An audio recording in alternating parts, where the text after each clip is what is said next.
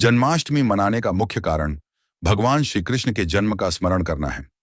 हिंदू शास्त्रों के अनुसार कृष्ण का जन्म द्वापर युग में देवकी और वासुदेव के घर मथुरा की एक जेल में हुआ था। उनके जन्म का उत्सव बड़ी खुशी और भक्ति के साथ मनाया जाता है। दिव्य अवतार कृष्ण को विष्णु का दिव्य अवतार माना जाता है, जो पृथ्वी पर धर्म की पुनर्स्थापना और बुरी शक्तियों के विनाश के लिए अवतरित हुए थे। उनके जीवन और शिक्षाओं, विशेषकर भगवद गीता में, ने हिंदू दर्शन पर गहरा प्रभाव डाला है।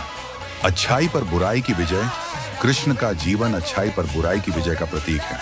उनके द्वारा राक्षसों का वध, जैसे उनके मामा कंस, जो मथुरा का अत्याचारी राजा था, और महाभारत में पांडवों को विजय दिलाने में उनकी भूमिका धर्म की जीत के रूप में मनाई जाती है। सांस्कृतिक उत्सव।